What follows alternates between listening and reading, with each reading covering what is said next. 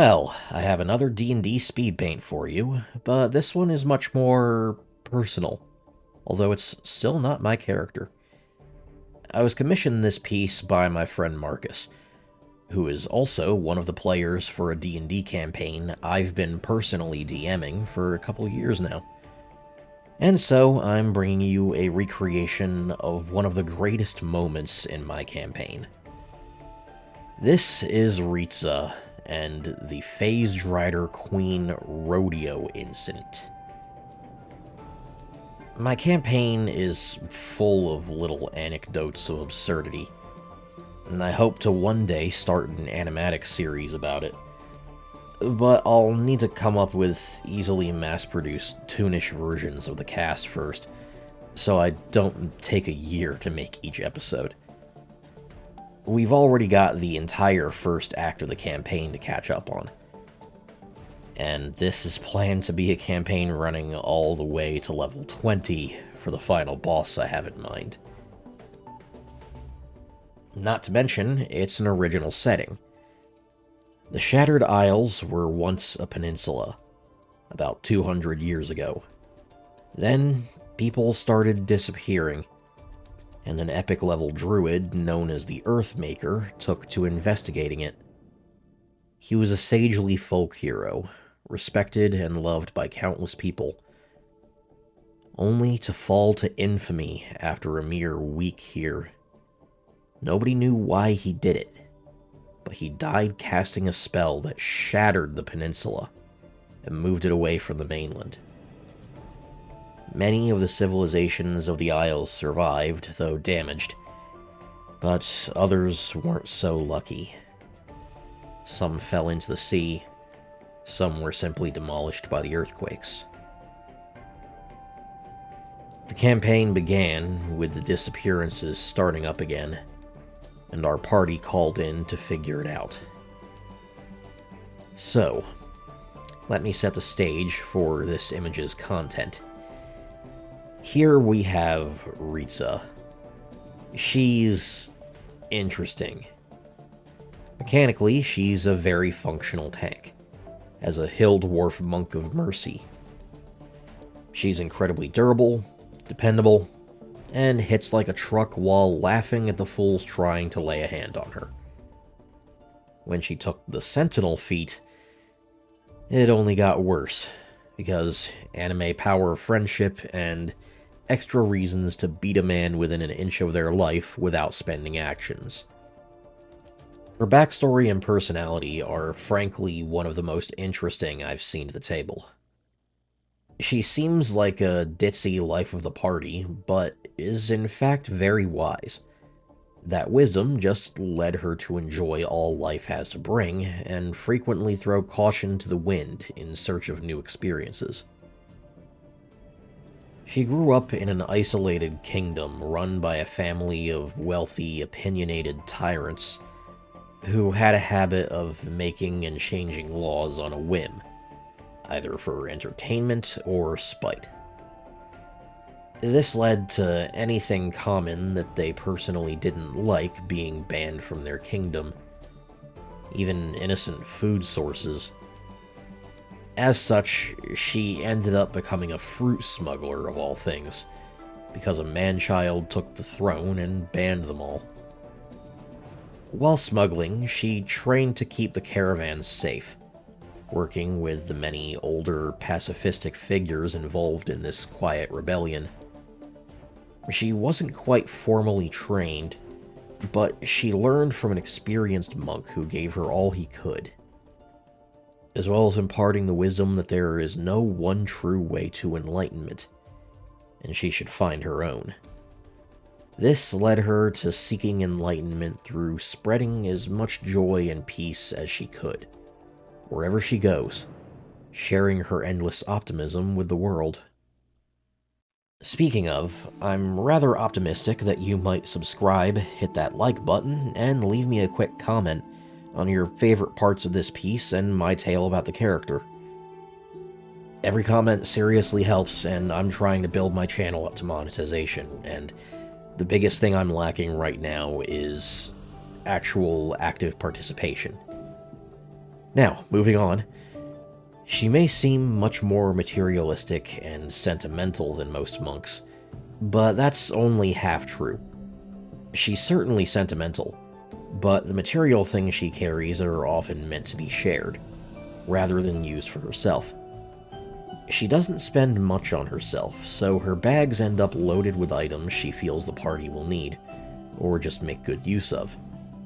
She loves cooking, and stockpiles ingredients or seeks out rare ones to work into new recipes. Her outfit is largely sentimental pieces from past adventures, from before the party came together, collected from all over the world.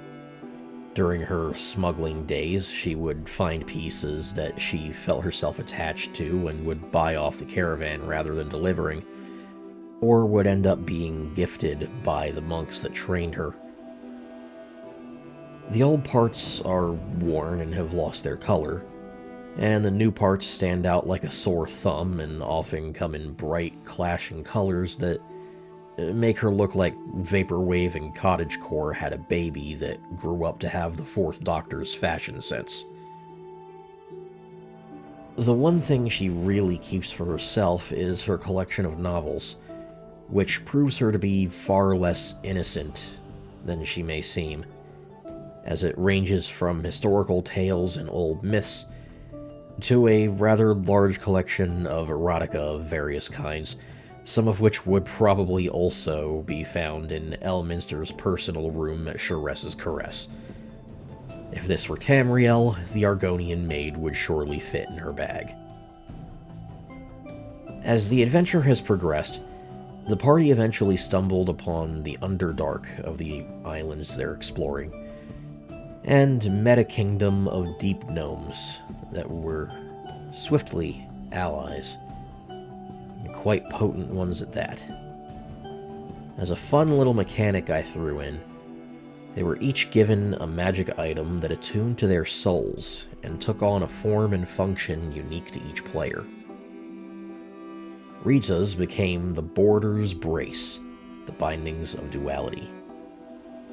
A set of hand wraps covered in runes, capable of stockpiling leftover chi points to channel into her hands of healing and harm, as well as counting as a magic weapon to augment her punches and a conduit for any spells she may learn.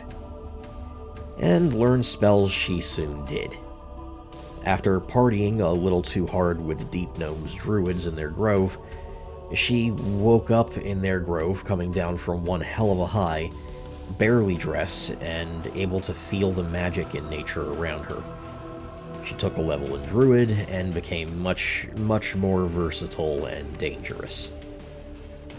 So now, we come to the final boss of the first act.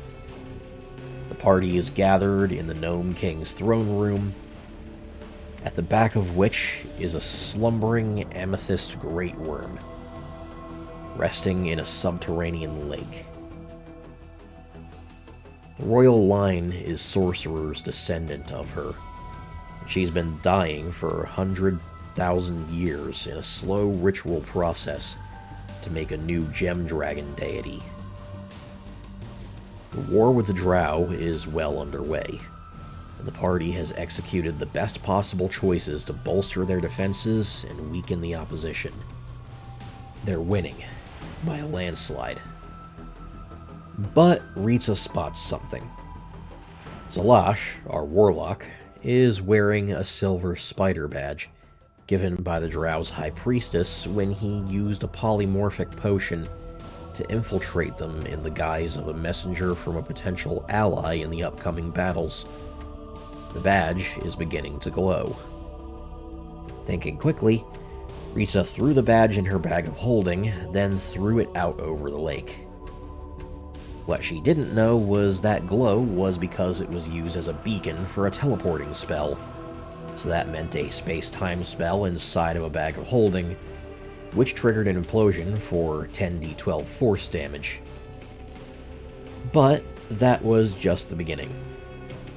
Because her bag contained ball bearings, sand, flour, sawdust, oil, several bottles of various proofs of alcohol, and of course a flint and steel, They set off a shrapnel bomb once the offending teleporter was dropped in the ethereal plane, adding another 8d8 of each fire and piercing damage.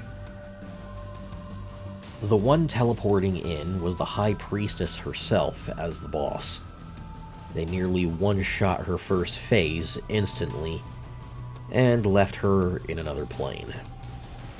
Thankfully, she had several phase spider minions, so they did their thing and dragged the players into the ethereal plane for the rest of the fight, as soon as she downed a potion. Having failed Lolth, she knew she would become a Drider.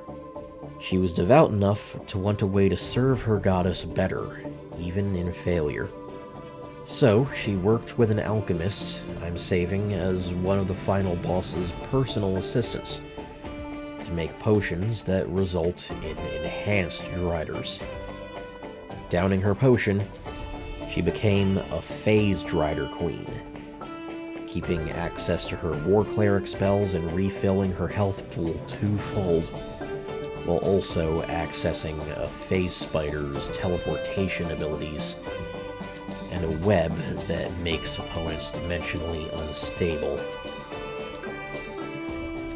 And so, the stage is set for Ritza to be her absurd self, and create the incident you see before you. Halfway into the fight, she rolled an acrobatics check and used Thorn Whip as a lasso to wrap the Drider Queen around the neck and ride her like a rodeo clown. And yes, that's quoting the player.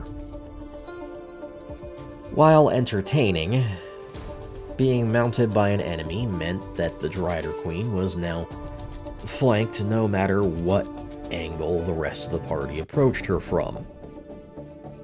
By giving the whole party advantage, she was instantly doomed. Especially with our rogue critting on 19s. And so, a hill dwarf monk rides an artificial abomination of Lull with a manic, shit-eating grin and repeatedly swinging punches into the back of its head, while a sorcerer, warlock, and ranger take pot shots at it, and the rogue guts it like a fish with a crit backstab.